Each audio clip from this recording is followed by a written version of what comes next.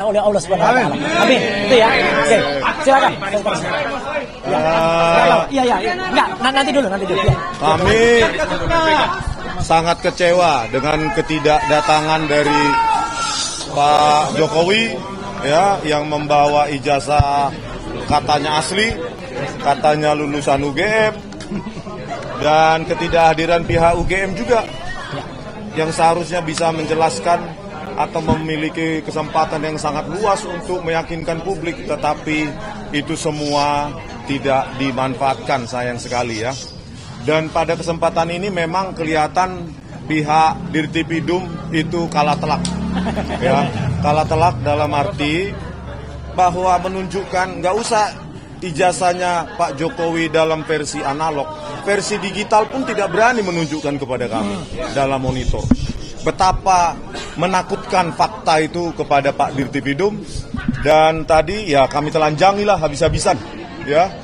Laboratorium forensik Bareskrim terpaksa kami telanjangi, bukan karena kami benci, tetapi kami menginginkan forensik yang bermartabat, independen, tidak diatur, tidak dimanipulasi.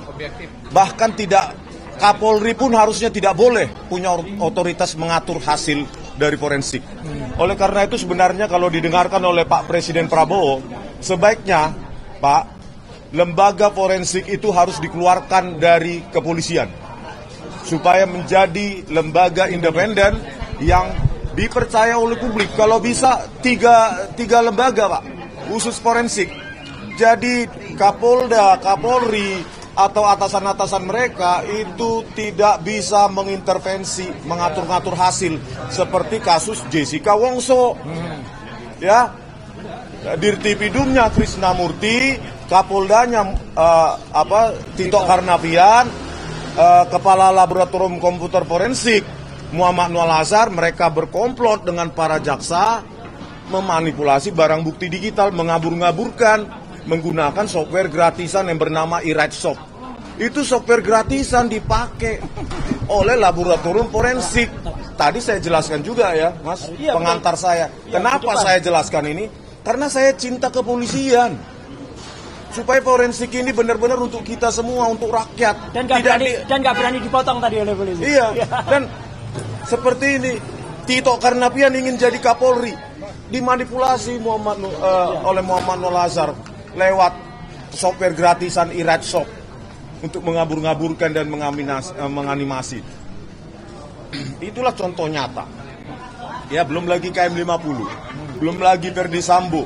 Ya, dibilang video DVR itu tersambar petir, padahal mereka yang merekayasa, merusak. Jadi ini makanya kita telanjangi benar-benar Dirtipidum ini dan timnya, bukan karena kami benci, tapi karena kami cinta kepolisian. Ya, kami sangat cinta kepolisian karena apa? Karena kita yang bayar mereka. Pajak kita kan? Kami jelaskan tadi bagaimana menganalisa lintasan stempel, kok nggak ada.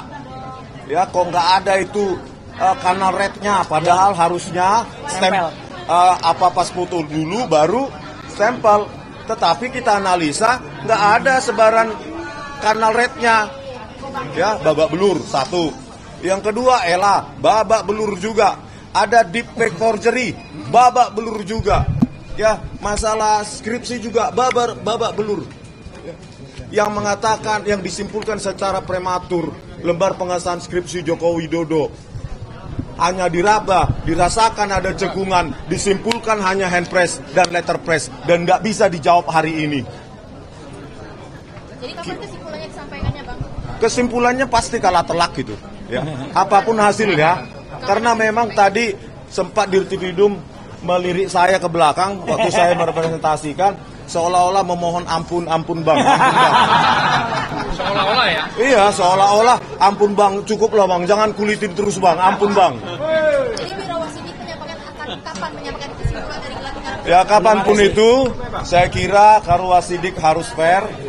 Ya, banyak sekali celah-celah yang mengatakan bahwa kesimpulan dari forensik Bareskrim Polri yang diumumkan oleh Dirtipidum itu sangat-sangat prematur.